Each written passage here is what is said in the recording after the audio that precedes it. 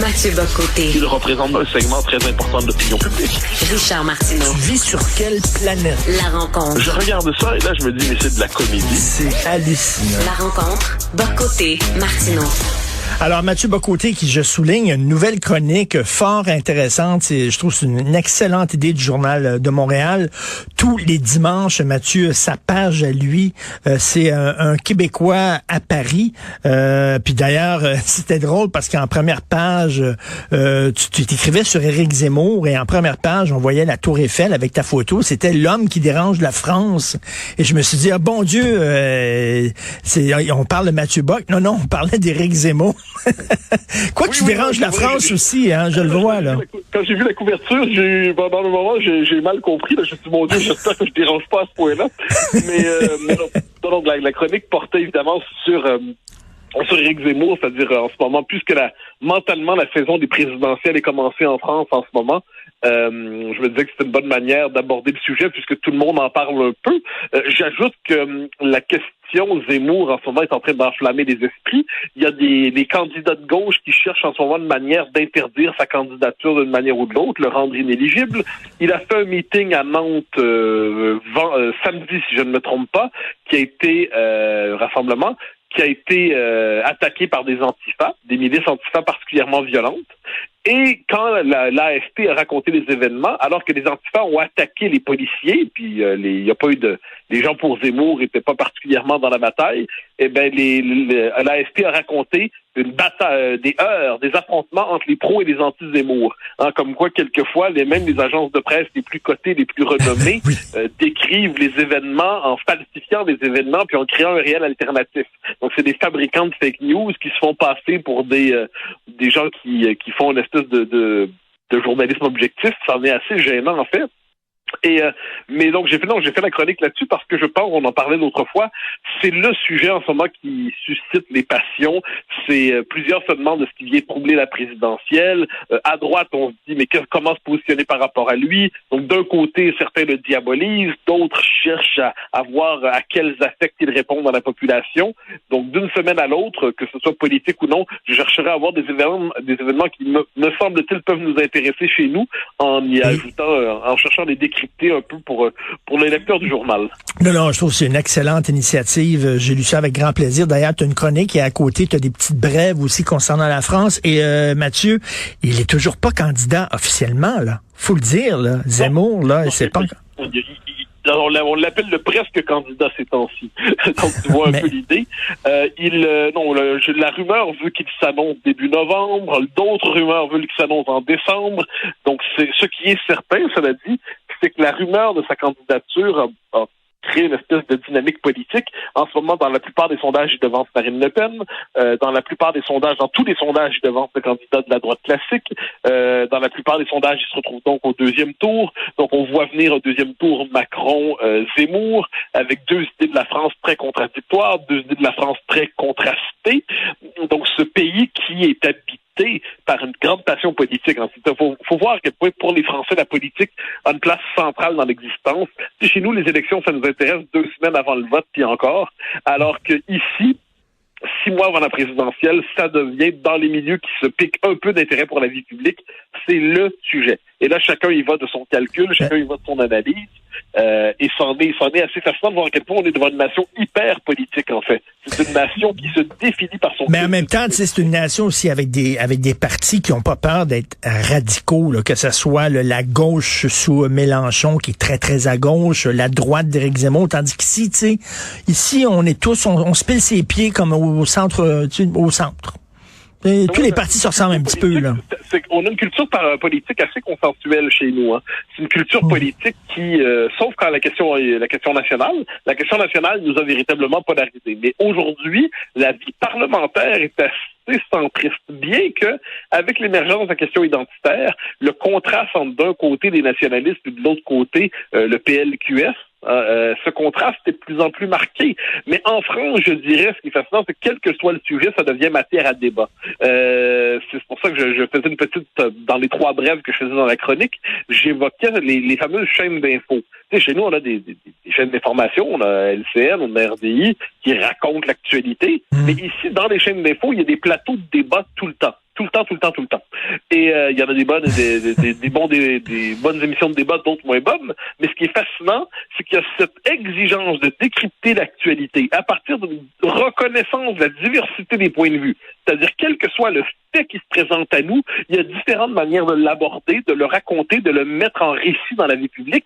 Les chaînes d'info ont cette vertu remarquable, de ce point de vue, de nous rappeler la pluralité des interprétations au cœur de la vie sociale. Le fait que la politique ne se réduit jamais à un camp, que la politique ne se réduit jamais à un seul récit. Puis quelquefois, j'ajouterais, pour revenir à ce qui s'est fait à Nantes avec les antifas qui ont attaqué le meeting de Zemmour, eh bien, il y a l'avantage de ces chaînes-là, c'est d'être capable de rappeler à l'ordre quelquefois, justement, le pseudo-journalisme objectif, mais qui quelquefois fabrique des fake news dans sa mise en récit des événements. Donc, c'est assez intéressant de voir comment la conversation qui est ici, il suffit de voir les Français à table pour savoir qu'ils sont faits pour débattre de tout, eh bien, ils placent ça au cœur du débat, ou plutôt au cœur de la vie publique, et ça devient le moteur presque de la vie civique.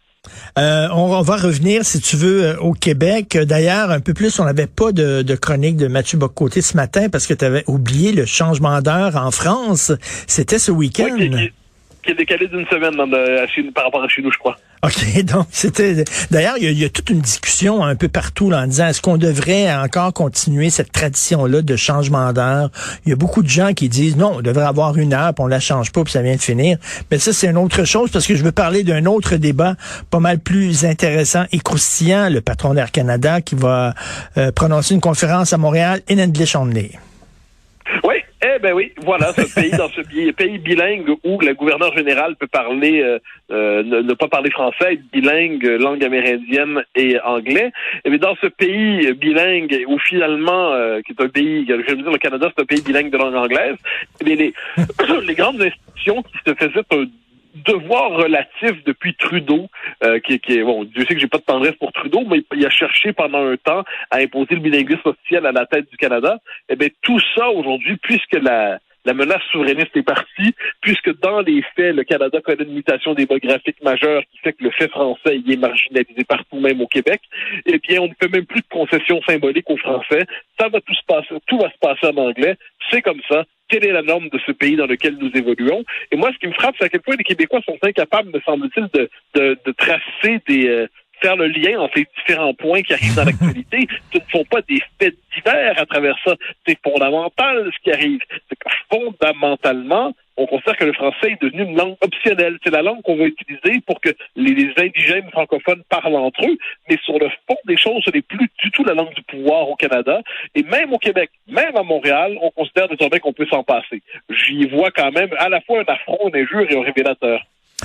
Je le disais un peu plus tôt à l'émission, tu n'as peut-être pas vu passer ça, mais au Nouveau-Brunswick, là, il y a un conflit de travail, ils sont en lock-out, il y a un conflit avec les fonctionnaires de la province, et Nouveau-Brunswick, faut le dire, la seule province officiellement bilingue au Canada. Il y a eu un point de presse du premier ministre du Nouveau-Brunswick en anglais seulement, aucun service de traduction pour les journalistes, et les journalistes devaient poser leurs questions en anglais au Nouveau-Brunswick. Mais j'ai vu. Ben oui, mais c'est normal. En fait, c'est choquant. Évidemment que c'est choquant, mais c'est normal. C'est-à-dire que le fait français, il y a un moment, le point de bascule est atteint au Canada. Donc là, maintenant, ça ne va que régresser, puis ça va régresser assez vite. Donc ça va régresser, évidemment, au Québec, c'est le moins qu'on peut dire. Dans le reste du Canada, c'est réglé, c'est plié, c'est tranché. Au Nouveau-Brunswick, il y avait l'illusion d'un certain bilinguisme. Eh bien, ça tombe aussi. Les Acadiens qui survivent admirablement depuis le grand dérangement, eh bien, ils font ce qu'ils peuvent, puis mais fondamentalement, la structure de pouvoir est à leur désavantage, c'est le moins qu'on peut se dire. Au Québec, même. Donc là, maintenant, le service élémentaire de politesse qui s'appelait la traduction n'est même plus offert. Hein? Mais Miron disait il y a 2 langues au Canada, l'anglais puis le traduit de l'anglais. Eh ben non, il n'y a même plus le traduit de l'anglais dans certains endroits. Donc, mais c'est une dynamique presque inévitable. Hein? La démographie fait l'histoire. Le conquérant finit finalement par parachever sa conquête. Les francophones vont être de plus en plus traités comme des éléments folkloriques, et je dirais qu'il leur appartient de décider d'en tirer des conséquences politiques ou de décider de dépérir dans ce grand pays qui dans les faits, programme leur extinction linguistique. Et au Nouveau-Brunswick, pendant la pandémie, la plupart des communications du gouvernement, des communications très importantes là, sur les mesures sanitaires à adopter, etc., donc c'est important, c'était seulement en anglais. Il y a eu des manquements, ils se sont fait taper sur les doigts. T'imagines si c'était au Québec, où on faisait justement des annonces concernant la santé publique, on le voit, les points de presse de François Legault régulièrement, mais ils sont toujours dans les deux langues. T'imagines si c'était seulement qu'en français? Mais moi, je m'y opposais. Moi, je pensais que ça devait faire en français. À un moment donné, on peut pas dire qu'on a une langue commune, puis décider que ça veut rien dire dans la vie concrète. Moi, je considérais que c'était normal. Mais moi, ma position sur la question, au Québec, si on veut être sérieux dans notre défense du français, ben, les communications de l'État sont en français. Quand pendant les conférences de presse du Premier ministre, c'est en français. Et puis, ensuite, les journalistes peuvent poser des questions en anglais, mais le Premier ministre répond en français. Ça serait pas excessif. À ce que j'en sais, c'est pas l'anglais qui est en danger au Canada, c'est le français qui est en danger. Et puis, s'il n'est pas capable d'affirmer sa claire souveraineté dans le seul espace où les francophones sont majoritaires en Amérique du Nord, ça veut dire qu'on est condamné à ne plus être capable de rien faire. Non, mais tu sais, nous, on est condamnés au Québec à être meilleurs que tout le monde, à être plus respectueux des minorités que toutes les autres provinces du Canada. Parce que si nous, on le fait pas, si nous, on agit comme le premier ministre du Nouveau-Brunswick, là, ça va être épouvantable. Il va y avoir des manifs, les intolérants, les xénophobes. On s'en sort pas. Moi, je t'avoue, personnellement, je confesse, là-dessus, à chacun, c'est très psychologie, mais je confesse une indifférence absolue au fait de me faire insulter par nos compatriotes des autres langues officielles, comme on dit autrefois. Le fait est que le Québec, si on veut survivre, il faut accepter de déplaire, non pas aux anglophones, évidemment pas, mais aux lobbies anglo-radicaux qui considèrent que le fait de vivre en français, c'est excessif, puis que le français doit être une langue optionnelle au Québec. Si on n'est pas capable de déplaire aux différents lobbies qui fondamentalement n'ont jamais accepté la loi 101, c'est qu'on n'est pas prêt à faire des gestes d'affirmation élémentaire pour dire qu'on existe comme peuple. Donc ça, c'est pas grand-chose, hein. C'est un courage minimal qui est demandé, mais ce courage minimal est quelquefois vu comme étant une outrance et puis une audace exagérée. Je suis d'accord avec toi. D'ailleurs, écoute, je regardais ça avec Sophie, on se parlait ce week-end, on disait avec toute la charge de travail que tu as, parce que tu es dans plein d'émissions de télévision puis de radio en France, là, tu vas avoir une chronique supplémentaire dimanche. Tu es une machine, Mathieu. Merci évidemment. Merci beaucoup, Mathieu Bock-Côté. Salut, bonne journée. Mathieu Bock-Côté. Il représente un segment très important de l'opinion publique. Richard Martineau. Tu vis sur quelle planète? La rencontre. Je regarde ça et là, je me dis, mais c'est de la comédie. C'est hallucinant. La rencontre. Bock-Côté, Martineau. Alors, Mathieu, Balarama Holness qui se voit comme le chevalier qui mène la rébellion des minorités opprimées à Montréal. Et d'un autre côté, Denis Coderre qui s'en va à la de Gazette et qui courtise et qui flatte la communauté anglophone dans le sens du poil en disant qu'il faut des changements à la loi 96. Qu'est-ce que tu en penses? Pour M. Holness, ce n'est pas surprenant. Je veux dire, son discours est un discours de rejet du Québec. Il veut une cité-État du Québec, que Montréal devienne une cité-État par rapport au reste du Québec. Donc, il rejette formellement les Québécois et il ne veut plus partager une communauté politique avec eux. Il prétend parler contre, dit-il dans l'article, contre une certaine représentation du Québécois qui serait le blanc francophone, ainsi de suite. Donc, il racialise, il ethnicise les rapports sociaux. Il considère qu'à Montréal, les minorités, il parle au pluriel, sont opprimées. Les minorités linguistiques sont opprimées. Alors, moi, je savais qu'à Montréal, il y avait la minorité historique anglophone, qui par ailleurs est connectée à la majorité historique, la majorité canadienne anglaise, à la grandeur du Canada et à la majorité continentale, mais qu'importe. Donc là, il y a une forme de rébellion. Donc la rébellion, c'est important, contre donc une souveraineté illégitime qui serait celle du Québec en sa métropole. C'est un discours qui est fondé sur l'obsession raciale, est fondé sur le refus du Québec, sur le rejet du peuple québécois. Bon, c'est un partitionniste. Autrefois, ça nous aurait choqué. Aujourd'hui, on s'habitue à cette idée. On est tellement terrifié à l'idée de critiquer quelqu'un qui brandit l'étendard de la diversité qu'on n'ose pas nommer ce que ça exprime, c'est-à-dire une forme de rejet viscéral du Québec, peut-être même une forme d'aversion, à tout le moins, qui est très présente chez ses partisans. Bon. Chez M. Coderre, c'est autre chose. M. Coderre appartient à l'ancien monde. Hein. C'est-à-dire, quoi qu'on en dise, c'est un vieux libéral fédéral qui veut redevenir maire de sa ville dont il se voit le baron. Et là, il constate que M. Holness a des appuis qui augmentent chez les allophones. C'est 20% d'appui chez les allophones. Comme quoi, la gratitude n'est pas le sentiment qui commande l'état d'esprit de de ceux qui vont voter pour lui, hein. C'est-à-dire des allophones par définition, c'est qui sont nouvellement arrivés d'une manière ou de l'autre au Québec, et manifestement, ils n'ont pas envie de s'intégrer à la majorité historique francophone. Alors, M. Coderre constate que son score est en train de tomber chez les allophones. Qu'est-ce qu'il fait? Il s'en va les draguer en parlant aux anglophones, finalement. De quelle manière? Il nous dit il faut élargir la définition de la communauté anglophone. Toute l'idée de la loi 101 de 1977, c'est de dire qu'il y a une communauté historique anglophone au Québec, mais elle ne doit pas être le pôle d'intégration des personnes issues d'immigration. Les personnes issues d'immigration doivent s'intégrer à la majorité historique francophone. Si on considère qu'il suffit d'être anglophone de naissance ou d'origine, mais venu de l'extérieur du Québec, on arrive au Québec et on rejoint la minorité anglophone, et finalement la minorité anglophone a un droit de disposer d'institutions pour angliciser les immigrants, donc pas seulement pour préserver sa culture, mais pour angliciser les immigrants, mais c'est que M. Coderre refuse la loi 101. Il refuse pas juste simplement la nouvelle mouture de la loi 101, il refuse le principe de la loi 101.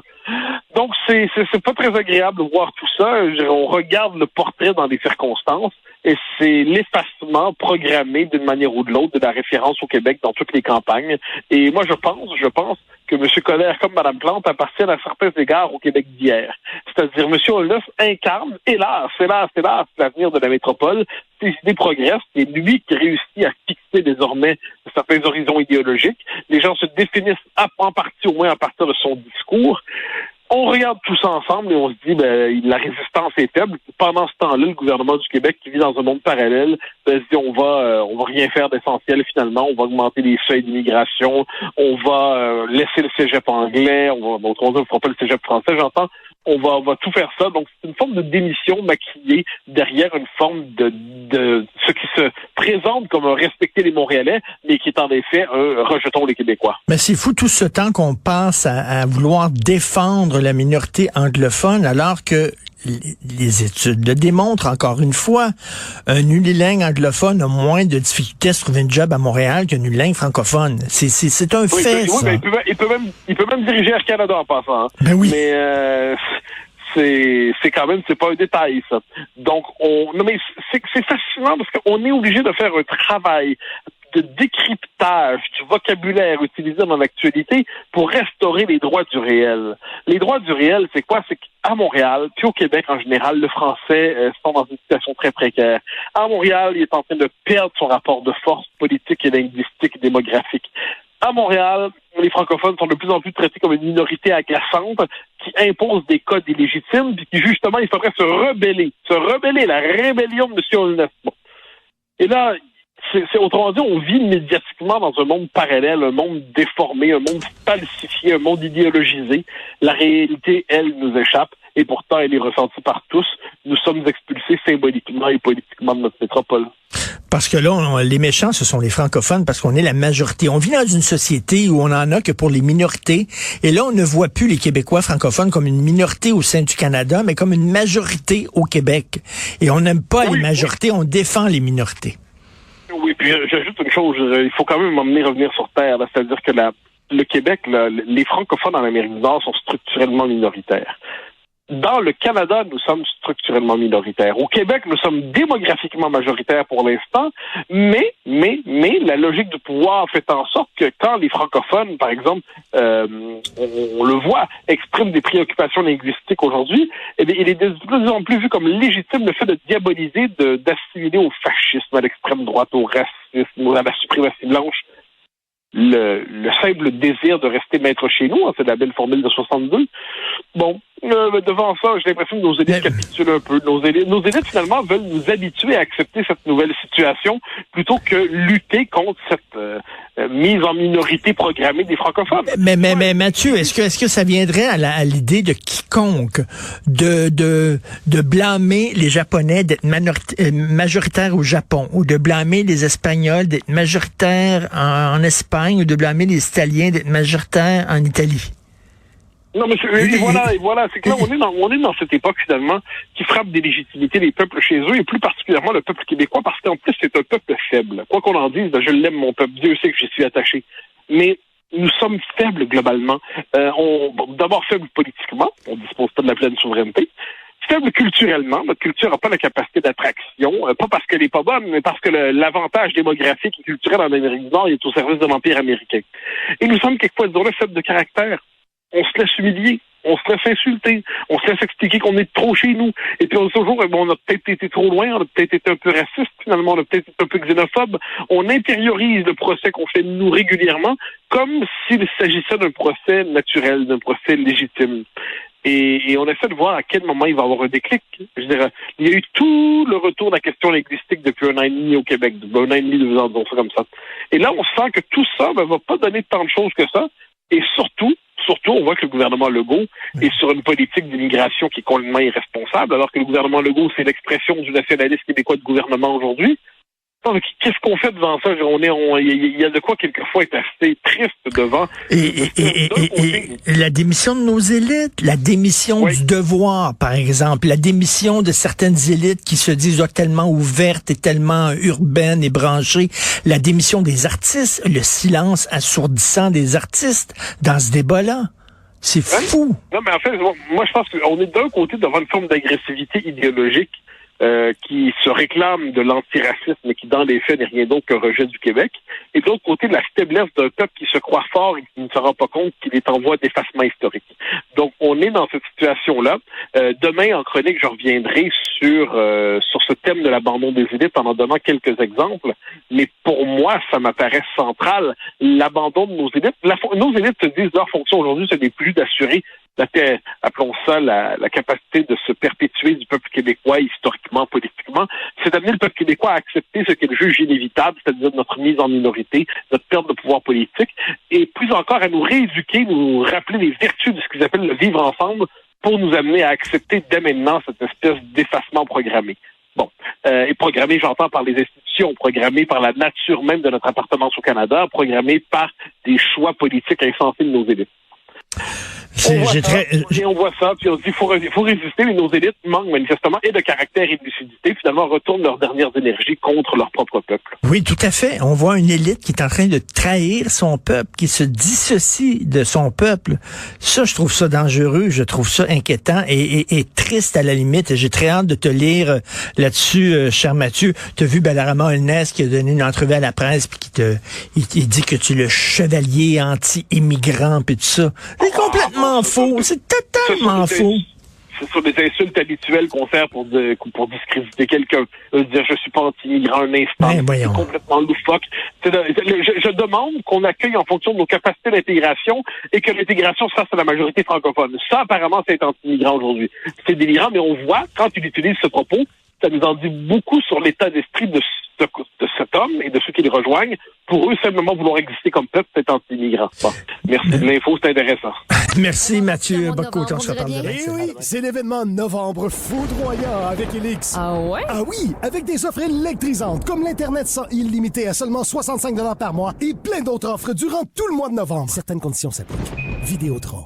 Médicare est la référence pour un traitement sécuritaire effectué par des médecins formés en phlébologie, en dermatologie et médecine esthétique.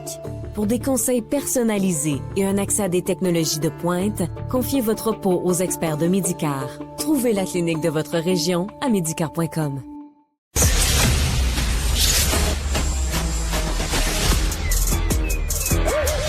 Mathieu Bock-Côté. Il représente un segment très important de l'opinion publique.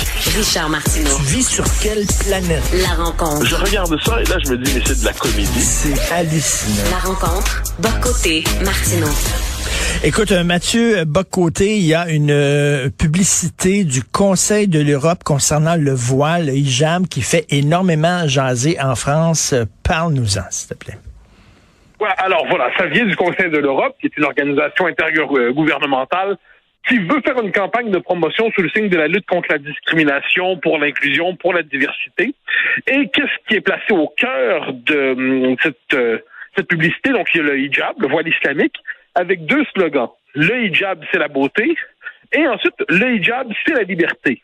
Alors, c'est assez fascinant parce que plusieurs répondent, bon, à la rigueur, on peut tolérer ce symbole qui, par ailleurs, est manifestement contradictoire avec les cultures, les mœurs de notre civilisation.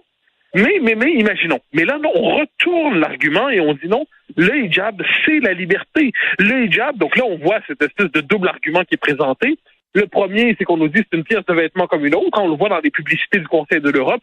Donc, c'est comme un t-shirt, c'est comme un chandail, c'est comme des souliers. C'est à quoi on pourrait répondre, mais si c'était le cas, pourquoi vous ne pouvez pas le retirer soudainement ou en changer simplement?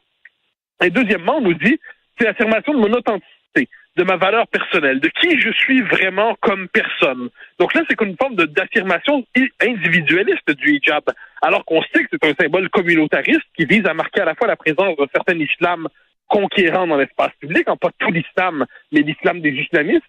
Et ensuite, ça sert aussi à communautariser les femmes en marquant leur appartenance d'abord et avant tout à la communauté musulmane plutôt que leur liberté sous le signe occidental. Donc tout ça mis ensemble, c'est assez fascinant et il y a une réaction très vive en France au point où le Conseil de l'Europe a retiré ses tweets mais n'a pas cessé sa campagne de promotion du hijab. Et là, on voit, c'est très, très, très canadien finalement. On se souvient quand le Canada a dit le niqab est un symbole finalement d'affirmation féministe et d'affirmation des minorités. Quand Mme Zounera Ishaq voulait faire son serment de citoyenneté en niqab, on disait de quel droit l'homme peut-il dire à la femme comment s'habiller? Féminisme. De quel droit la majorité peut-il dire à la minorité comment s'habiller? Affirmation des minorités. Ben nous, donc, on est rendu à la promotion du niqab comme affirmation de c'est beau et c'est ma liberté. Ici, ils sont rendus au voile, mais ça arrivera. Écoute, on a beaucoup parlé de George Orwell au cours des 2 dernières années, là, un écrivain qui était très pertinent plus que jamais. Le hijab, c'est la liberté, c'est la novlangue, là, qui transforme le sens des choses en son contraire. C'est très drôle, je dis ça. Puis hier, un de mes 2 éditoriaux à Face à l'info, donc l'émission à laquelle je participe sur CNews du lundi au jeudi, j'ai dit c'est intégralement orwellien. C'est-à-dire la guerre, c'est la paix, l'ignorance, c'est la force, l'esclavage, c'est la liberté. Oui. Hein, ce sont les grands thèmes de la pensée orwellienne, de l'exploration de la novlangue par Orwell. Mais le hijab, c'est la liberté. Donc, ce symbole qui est à la fois un marqueur de différenciation majeure, sur une forme de séparation des sexes entre l'homme et la femme, qui est à la fois le symbole d'un islam qui refuse de se plier aux codes occidentaux et qui, même dans les pays musulmans, a marqué une forme de régression parce que le retour du hijab dans les sociétés musulmanes, ce n'est pas sans lien avec l'histoire de la révolution iranienne de Khomeini et ainsi de suite. Mais qu'est-ce qu'on voit à travers tout ça? On voit une forme d'inversion des termes. Le langage ne sert plus à dire le monde, mais à décrire l'envers des choses. Donc, on rentre dans une forme de falsification, de manipulation qui nous fait perdre tout contact avec le réel. Et parlant de langage, Roland Barthes, le fameux sémiologue français, disait que les vêtements à la mode est une forme de langage. Hein? En mettant des vêtements ensemble, c'est comme si tu construisais une phrase, tu envoies un message. C'est un langage des vêtements. Quand tu mets un veston, tu dis quelque chose. Quand tu mets, mettons, une cravate, tu dis quelque chose sur qui tu es. Je veux dire, c'est pas un morceau de tissu vraiment anecdotique et banal. Le hijab, ça dit quelque chose. Moi, je pense que là-dessus, il faut retourner la formule. L'habit fait le moine. L'habit fait le moine. Et aujourd'hui, dans le monde occidental tel que nous le connaissons aujourd'hui, où la question de l'islam se pose et peine, on le constate, il y a des tonnes de musulmans qui s'intègrent très bien dans le monde occidental, mais il y a manifestement un certain islam qui ne parvient pas à s'intégrer et qui cherche à convertir les musulmans à sa conception de l'islam. C'est ça l'enjeu. Eh bien, nous, comme occidentaux, qu'est-ce qu'on fait? Est-ce qu'on se porte à la défense des musulmans qui veulent vivre à l'occidental, qui nous ont rejoints pour vivre selon notre civilisation? Ou est-ce qu'on se plie devant les islamistes qui disent non, nous sommes les seuls vrais représentants de l'islam? Et ça nous ramène presque au cours ECR dont on a beaucoup parlé ces derniers temps. Le cours ECR dit si vous êtes une musulmane sans voile, vous êtes moins musulmane qu'une musulmane avec voile.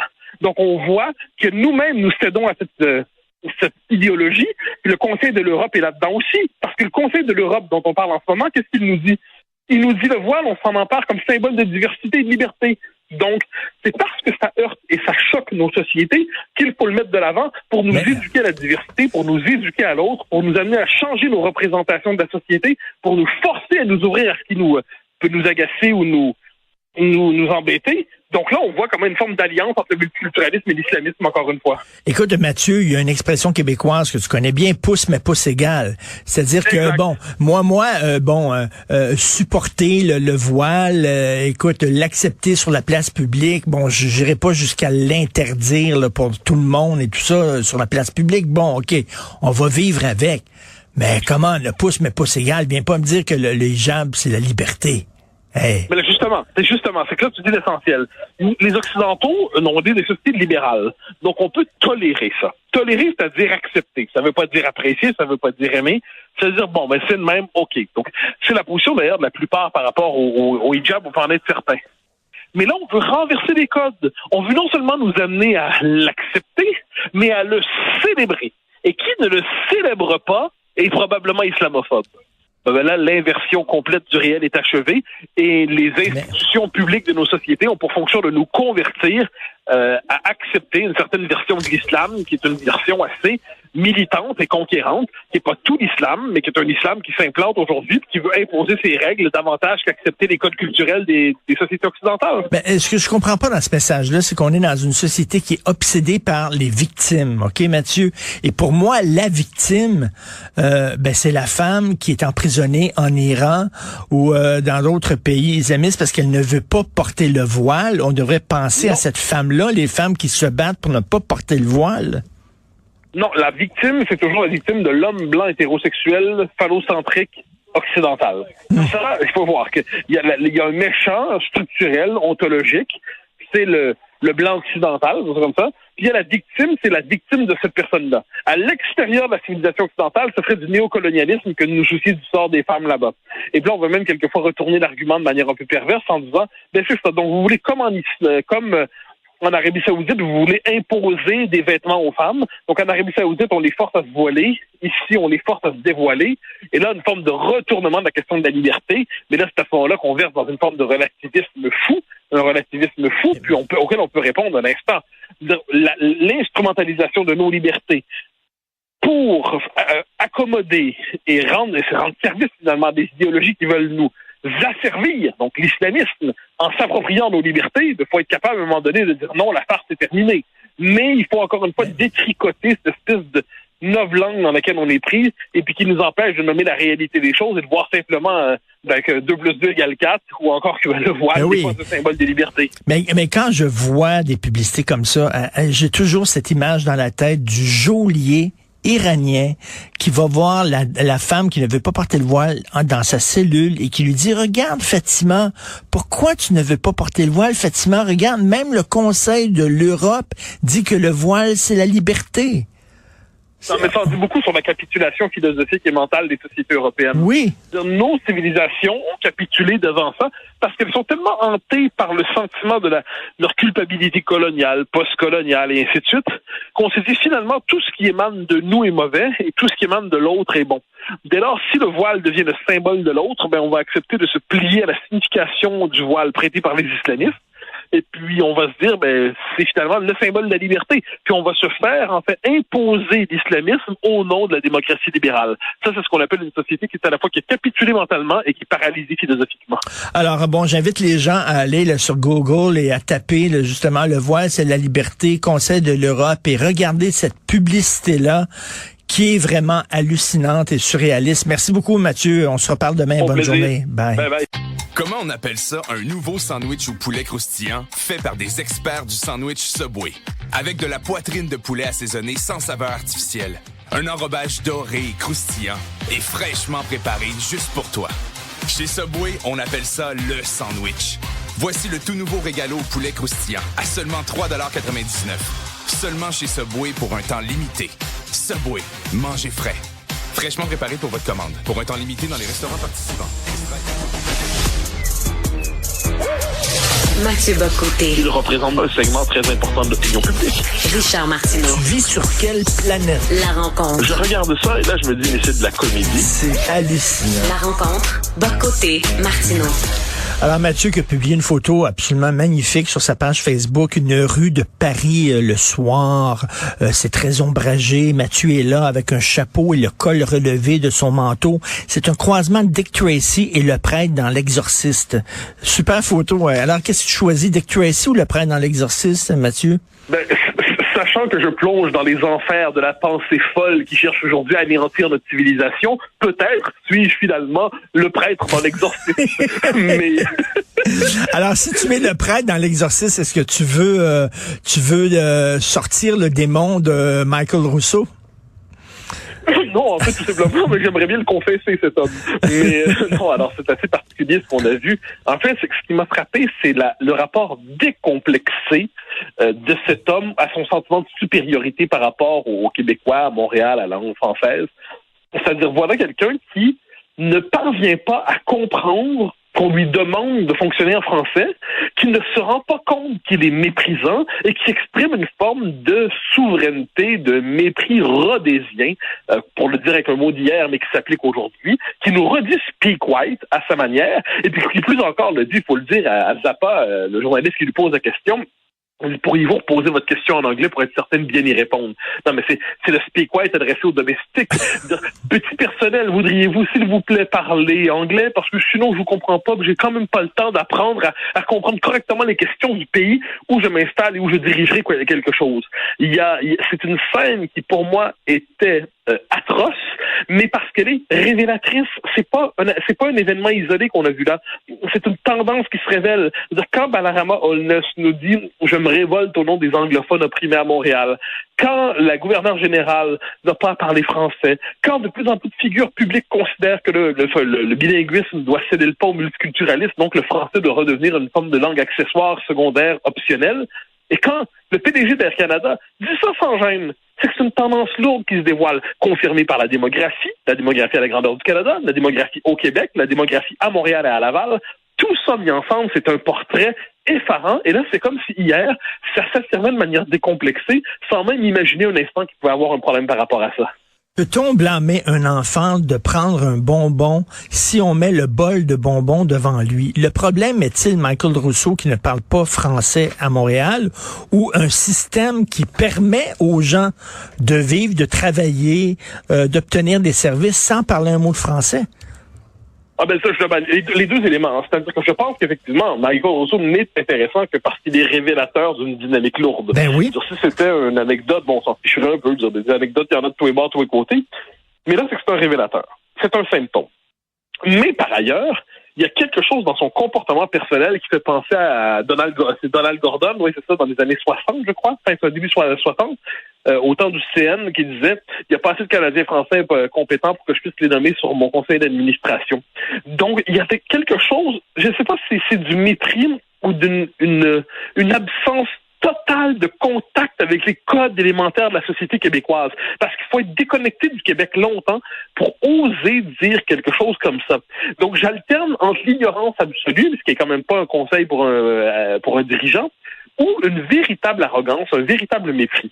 Mais dans les deux cas, c'est révélateur d'une inversion du rapport de force démographique, politique, linguistique. Et quand j'entends François Legault dire « c'est inacceptable », quand j'entends Simon Jean Barrette dire « c'est inacceptable », j'ai envie de leur dire « messieurs, qu'est-ce qui fait en sorte que c'est inacceptable? Qu'est-ce qui a fait en sorte qu'on en soit rendu là? » Et j'aimerais dire tout le bien que j'ai pensé du discours magnifique de Pascal Bérubé à l'Assemblée nationale, qui a commenté cette scène-là, un discours remarquable, un discours comme les indépendantistes et les nationalistes devraient tenir depuis longtemps, comme ils devraient tenir dans les circonstances. Il faut aller voir ça, c'est disponible sur YouTube. Le discours de Bérubé à l'Assemblée nationale, c'est un vrai discours nationaliste, indépendantiste, qui situe ce qui s'est passé avec Michael Rousseau à la hauteur des tendances présentes, à la hauteur de l'histoire de notre pays, à la hauteur de l'histoire de la question nationale. Il faut voir ce discours, c'est ça la réponse politique qui s'impose en ce moment, et pas seulement on est bien désolé en ce moment de ce qui se passe, tout en n'agissant pas sur les tendances lourdes qui nous conduisent à cette situation. Ben oui, il y a des trous dans le système, puis après ça, on blâme les gens de profiter de ces trous-là. Regarde, c'est comme les paradis fiscaux. On gueule contre les millionnaires d'utiliser les paradis fiscaux. Oui, mais c'est légal. On permet les paradis fiscaux à un fou d'une poche. C'est certain que le gars va l'utiliser. Michael Rousseau, comme tu dis, n'est que le révélateur d'un système qui permet ça. Oui, c'est un révélateur, mais justement, c'est que là, il y a un moment de vérité. Là, c'est pas Tikkun Tanguay, là, ou Tikkun McPherson, ou j'en sais rien comment on pourrait l'appeler, ou Tikkun Curtis, peut-être, je sais pas trop, qui déciderait de se comporter ainsi, là. Non. Là, c'est une figure d'autorité, une figure forte, une figure de leadership économique, une figure de leadership dans ce qu'est la société québécoise. Air Canada, son siège social est à Montréal. Tout ça veut dire quelque chose. Que vont faire nos élites devant ça? C'est ça la question. Est-ce que Simon Jolin Barrette, qui a fait un très bon tweet en disant ça nous ramène les années 50 ou à peu près, très juste, mais c'est quoi la suite? Est-ce qu'il pense vraiment que son projet de loi de modernisation de la loi 101 suffit pour renverser la tendance? Quand on sait que la CAQ veut augmenter les seuils d'immigration, est-ce qu'elle se rend compte qu'elle contribuera aux tendances démographiques qui font en sorte qu'aujourd'hui le français est en situation de régression à Montréal? Quand le premier ministre Legault, que j'estime se montre incapable d'envisager même la possibilité de l'indépendance, quand il voit des choses comme ça, est-ce qu'il ne contribue pas à la création d'un contexte qui rend possible ce retour du mépris à l'endroit des francophones? Il y a des gens qui sont en position d'autorité dans le mouvement, appelons ça la grande famille nationaliste québécoise, qui siège aujourd'hui pour l'essentiel à la CAQ, mais qui ne se résume pas. Il y a des gens qui vont devoir se dire, qui vont devoir faire un examen de conscience, de dire, est-ce que leur position est encore tenable, ou est-ce qu'ils vont traiter ça chaque fois comme des faits divers choquants, mais qui n'ont pas de conséquences véritablement? Écoute, je veux absolument qu'on prenne un peu de temps pour parler de ton texte très important aujourd'hui. C'est les 40 ans de la nuit des longs couteaux. D'ailleurs, tu as vu la photo en page 15 du Journal de Montréal où on voit à gauche Pierre-Éliott Trudeau avec toute sa gang autour de lui en train de se faire de se parler dans l'oreille et tout ça. Et à droite, isolé, tout seul dans son coin, René Lévesque, quand on dit une photo vaut 1000 mots, c'est la preuve. Donc, t'écris là-dessus. Pour ceux qui ne connaissent pas la nuit des longs couteaux, explique-nous. Alors oui, voilà, je voulais rappeler, parce que ça fait 40 ans. Puis quelquefois, on a tendance à dire, mais c'est le passé, c'est vieux. Puis moi, je voulais rappeler, donc je ne donnais pas tout le détail de l'histoire, je la suppose connue ou accessible, mais je voulais réfléchir sur les conséquences de tout ça. Il y a 40 ans, suite au référendum de 1980, suite aux négociations constitutionnelles qu'il y avait eu des années 60, finalement à la fin des années 70, il y a donc le référendum de 80 qui échoue. Mais Trudeau dit à ce moment-là, mon nom est québécois. Puis il dit au centre Paul Sauvé, quelques jours avant le référendum, nous, les députés québécois, nous mettons nos sièges en jeu pour avoir du changement. On veut du changement, mais nos sièges en jeu. Donc là, ce que les Québécois comprennent, ils vont enfin nous reconnaître comme peuple. Ils vont enfin reconnaître les pouvoirs nécessaires pour que le Québec ait un statut particulier dans la fédération. On va enfin nous reconnaître d'égal à égal. Mais Trudeau a une toute autre vision des choses. Il ment objectivement. Et qu'est-ce qu'il fait? Il décide, en fait, d'imposer une constitution nouvelle aux Québécois qui leur enlève des pouvoirs politiques, des pouvoirs linguistiques, tous les pouvoirs sur ce qui touche fondamentalement à notre identité. Et comment ça se passe, ça? C'est que dans le cadre des négociations constitutionnelles, ça semble bloquer un peu, mais pendant que René Lévesque retourne de son côté de la rivière des Outaouais pour se dire, le lendemain, on a une autre journée de négociation, Jean Chrétien, le déloyal, qu'est-ce qu'il fait? Il rassemble tous les premiers ministres du Canada anglais dans les choses de mémoire dans la cuisine ou la kitchenette du Château Laurier à Ottawa, puis il se fabrique une constitution pendant la nuit, puis le lendemain matin, quand M. Lévesque revient, le Canada anglais, avec ceux qui par ailleurs le servent de manière servile au Québec, les Trudeau, les Chrétiens, les André Ouellet et tout ça, André Ouellet, je me trompe pas. J'espère ne pas me tromper en disant ça. Si là, il y a un point d'interrogation, j'espère que je me trompe pas sur son nom. Les Chrétiens et Trudeau, assurément. Finalement, ils nous imposent une nouvelle constitution qui nous dépossède politiquement. Et là, on en voit les effets 40 ans plus tard. Et quand les gens vont dire, c'est Dieu la constitution, pourquoi s'intéresser à ça? Mon Dieu, parce que la Constitution modifie fondamentalement les paramètres de notre existence collective. Oui. La Constitution de 82 a sacralisé le multiculturalisme, elle a sacralisé le gouvernement des juges, elle a diminué les pouvoirs du Québec en matière linguistique, elle a soumis l'autorité de l'Assemblée nationale sur toutes les questions essentielles, en dernière instance à la Cour suprême. Puis une dernière chose, Jean Chrétien, qui est l'organisateur de cette espèce de coup d'État, pour reprendre la formule très juste de Frédéric Bastien, ensuite, en 95, c'est lui qui va mobiliser des ressources immenses avec les ressources de l'État fédéral, qui va violer la loi référendaire québécoise pour que ça gagne, le nom gagne coûte que coûte.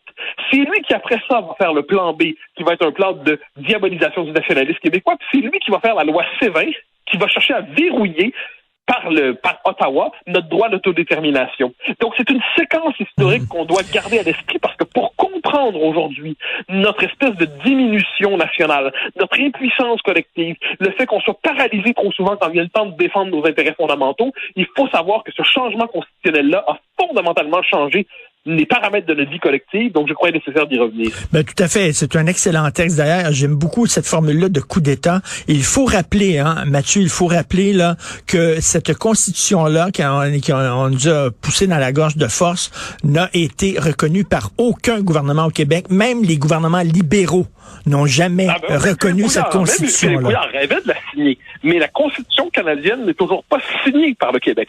Autrement dit, sur le plan de la légitimité, nous ne consentons pas à ce régime. Puis on comprend, parce que la vision québécoise du monde, puis la vision canadienne portée par 82, c'est plus seulement deux pays, c'est deux visions de la société, j'oserais presque dire. C'est presque deux manières de penser la citoyenneté, la liberté, l'identité, tout ça. Donc là, on arrive à un moment dans notre histoire. Moi, je pense que si on est dans un moment d'accélération historique, on voit tous les effets du régime de 82. On les voit. On voit par ailleurs la diminution de notre poids démographique dans le Canada. On voit la diminution de du français au Québec même. On voit que nos choix politiques fondamentaux sont toujours pris aujourd'hui sous la surveillance du régime de 82. C'est juste, on voit que la loi 21. Il y aura un moment de vérité dans les prochaines années au Québec, j'en suis certain. C'est la fameuse troisième chance qu'on espérait, elle va arriver de manière inattendue. Elle va arriver de manière inattendue parce que c'est un Me Too 2, en fait. Le Canada anglais va nous forcer à choisir entre, finalement, la régression ou l'émancipation. Et je pense que tous les nationalistes québécois, qu'ils soient indépendantistes en ce moment ou autonomistes, doivent réfléchir à cette prochaine étape parce qu'elle viendra. Puis si on n'est pas à la hauteur à ce moment-là, ben on va voir à quel point ça peut, quand s'enclenche la dynamique d'assimilation et de disparition d'un peuple, ça peut aller vite, ça peut faire mal. Je pense qu'on se dirige vers des années essentielles et de ce point de vue, il y a une forme de lucidité politique nécessaire qui s'inscrit sous le signe de la lucidité historique. Alors, il faut lire ton texte, c'est le blog aussi remarquable de Frédéric Bastien. Merci Absolument. beaucoup. Father Karras, c'était le nom du père dans The Exorcist. Father Karras, bonne soirée. On va avoir tout un mois de novembre, on dirait bien. Eh oui, c'est l'événement novembre foudroyant avec Elix. Ah ouais? Ah oui, avec des offres électrisantes, comme l'Internet sans illimité à seulement 65 $ par mois et plein d'autres offres durant tout le mois de novembre. Certaines conditions s'appliquent. Vidéotron. Médicare est la référence pour un traitement sécuritaire effectué par des médecins formés en phlébologie, en dermatologie et médecine esthétique. Pour des conseils personnalisés et un accès à des technologies de pointe, confiez votre peau aux experts de Médicare. Trouvez la clinique de votre région à médicare.com.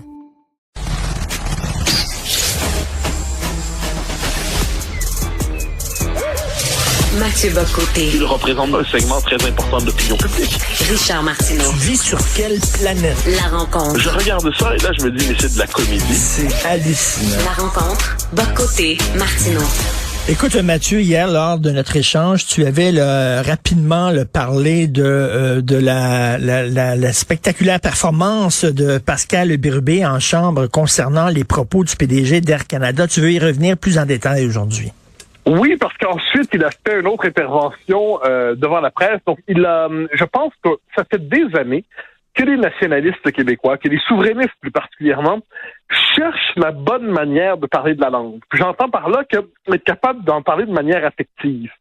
Tout l'héritage politique post-référendaire, on pourrait dire 95 à ce qui a suivi, on voulait parler de la langue, mais tout en ayant toujours l'air un peu aseptisé, je dirais un peu trop propre. Donc c'était la langue de communication, la langue commune, la langue... Et là, Bérubé, non seulement dans son discours à l'Assemblée nationale, mais ensuite dans son intervention pour une forme de point de presse, là, le discours devant les journalistes directement, a été capable de tenir tout à la fois la dimension historique, donc le combat pour la langue au fil des siècles, la dimension sociologique aujourd'hui. Où en est ce combat pour la langue aujourd'hui? La dimension politique de tout ça. Dans le cadre canadien, le gouvernement en ce moment, ce qu'il peut faire, ce qu'il veut faire. Et je trouve qu'il a eu la capacité de toucher la corde, je dirais les cordes affectives qui ramènent les Québécois à ce qui s'est passé devant nous avec le bonhomme Rousseau, c'est-à-dire tout un imaginaire qui remonte à la surface aujourd'hui. Pourquoi? Parce que la réalité à laquelle faisait référence cet imaginaire est en train de revenir. Le retour du speak white, le retour de cette idée que le français sera la langue des domestiques, de l'entretien familial, mais l'anglais s'impose comme norme à Montréal. Et je trouve qu'on cherchait une voie politique sur ce sujet. Simon-Jean Barrette le fait très bien comme ministre, mais Simon-Jean Barrette n'est pas un politicien de l'affectif, pour le dire d'un euphémisme. Et là, on est avec quelqu'un qui a été capable de capter ça. Ça m'a frappé. Ça faisait longtemps que je n'avais pas entendu un discours souverainiste aussi convaincant, aussi inspiré sur une question aussi vitale. Et de ce point de vue, Bérubé a rappelé l'importance du Parti québécois dans le jeu politique. C'est-à-dire qu'il est important que même si les années présentes sont difficiles pour les souverainistes, il est important qu'il y ait des indépendantistes au Québec capables de porter cette parole au cœur de l'Assemblée nationale et de garder vivante l'idée nationale dans toutes ses dimensions. Il existe un mystère qui est le mystère Pascal Bérubé. Tu connais l'homme. J'aimerais que tu m'éclaircisses un peu. Je ne vais pas faire un désaveu de Paul Saint-Pierre Plamondon. Je trouve qu'il fait une très bonne job, mais quand même, Pascal aurait pu être un chef du PQ. Il est passionné. C'est un orateur incroyable. C'est quelqu'un qui est respecté même par ses adversaires. Comment ça qu'il a dit non? Ça ne l'intéressait pas. Ah mon Dieu, je ne suis pas psychologue, du tout, mais bon, je connais Pascal depuis mes 18 ans, je crois. On était au Parlement étudiant ensemble, mon Dieu, ça me rajeunit pas. On était chez les militants, chez les jeunes péquistes ensemble. Je le connais depuis toujours, ce n'est pas un proche, mais c'est quelqu'un que j'estime, et ainsi de suite, pour qui j'ai beaucoup d'estime. Ce qui est certain, c'est que chez lui, il y a une constante. C'est que c'est un militant de la cause indépendantiste. Il y a eu des possibilités, il ne faut pas se tromper. Depuis que la CAQ est au pouvoir, il y a eu plusieurs possibilités, je n'en doute pas, soit de rallier le gouvernement, soit d'avoir on devine que des possibilités de nomination se sont présentées à lui. Et il est demeuré fidèle, non seulement à son comté, mais à la cause pour laquelle il s'est engagé assez jeune dans son engagement public. Tellement de gens qui l'ont connu sont aujourd'hui dans les cabinets caquistes, et lui demeure le porteur, avec d'autres évidemment, de l'idée indépendantiste. Il fait partie de ceux qui ne plient pas. Puis ça, pour moi, c'est une chose très importante dans un mouvement politique, dans un peuple. Il y a ceux qui s'adaptent selon les circonstances, et ils sont nécessaires. Quoi qu'on en dise, il faut des gens qui sont capables de s'adapter aux circonstances. Mais il faut aussi des gens qui tiennent tête, même quand tout semble mauvais, quand les vents sont mauvais, quand tout semble aller contre une idée que l'on croit juste pourtant, il faut que des hommes et des femmes soient capables d'y demeurer fidèles envers et contre tout et tous. Et c'est ce que fait Bérubé là-dedans. Ensuite, je me mêlerai pas de la chefferie interne au Parti québécois. Paul Saint-Pierre Plamondon a gagné sa chefferie. Il fait très bien. Non, mais je veux pas faire de la psychologie de comptoir, mais je pense qu'il se sous-estime, Pascal Bérubé. Moi, j'ai cru comprendre qu'il dit, c'est beaucoup de pression à être chef, les débats, je suis pas sûr que je serais bon à débattre, ça. Écoute, c'est un de nos meilleurs orateurs en chambre, là. En tout cas, en fait, c'est un beau mot que tu utilises, hein, orateur. C'est un mot qui appartient plus au Québec d'hier qu'aujourd'hui. Oui. On dit rarement un orateur, on dit un conférencier. Un orateur. Un orateur, c'est une tradition qu'on a chez nous. On peut remonter à loin de Papineau, évidemment, mais ensuite Honoré Mercier, ensuite Henri Bourassa, ensuite Pierre Bourgault, ensuite René Lévesque. L'orateur, il parle à une foule. L'orateur, il parle à un peuple. L'orateur ne parle pas qu'à une télévision. Il ne parle pas qu'à un écran. L'orateur a un contact, je dirais, affectif et instinctif avec la foule à laquelle il s'adresse. Et pour avoir vu, mais en d'autres temps, au temps du Parlement étudiant, Pascal Bérubé comme orateur à l'Assemblée nationale, mais là, on était tous là, on jouait à être grand, pour le dire comme ça, il était tout à fait remarquable. Et donc là, il s'inscrit, c'est ça qui est fascinant. Il y a des schèmes politiques dans un peuple, il y a des types politiques qui existent, qui sont récurrents, puis on est véritablement ici, hier, une culture historique, hier, a fait référence à René Chaloux. René Chaloux, c'est l'homme qui est à l'origine du drapeau. C'est celui qui était le député indépendant nationaliste à une époque où c'était pas du tout évident de l'être et qui a joué un rôle important dans le fait d'avoir notre drapeau. René Chaloux, c'était important de faire référence à ça pour avoir une conscience historique de ça. Je serais curieux de savoir parmi les députés caquistes qui est René Chaloux. Évidemment, il y a Pierre Falardeau disait quelquefois, avait répondu ça une fois quelqu'un lui avait demandé d'être orateur dans un cégep. Puis il avait répondu, je suis quand même pas René Chaloux, j'ai pas ce talent-là. Bon, mais donc moi, ce qui m'intéresse, c'est les références historiques, qui se conjuguent à la conscience politique. Ça nous a fait hier un grand discours à l'Assemblée nationale et un très important discours devant la presse. Pour moi, c'est important ce qui s'est passé là. Et je sais pas si tu as vu le National Post, alors Chris Shelley qui dit, ce n'est pas Michael Rousseau le problème. Le problème, ce sont les vautours, les faucons hystériques de la langue qui cherchent des petites bébites. Là, enfin, ils se sont trouvés un bonhomme 7 heures, un bouc émissaire, tout ça. Donc, c'est pas M. Rousseau, c'est nous le problème. On est trop sensibles.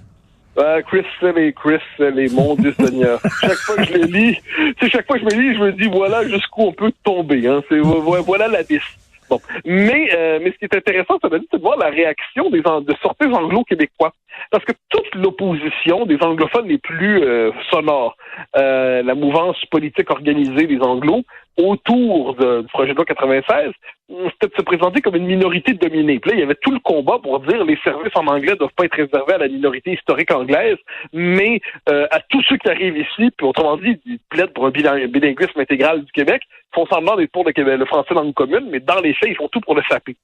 Et là, qu'est-ce qu'on a? Puis on a Palarama Holness qui s'en va nous dire « Je suis en rébellion au nom des minorités opprimées par la majorité francophone. » Il est reconnu dans l'Amérique du Nord, la majorité francophone québécoise est une majorité d'oppression. Hein? Les Anglais sont en situation difficile en Amérique du Nord et au Québec en particulier. C'est bon, une fois que c'est de la mauvaise blague. Mais là, boum!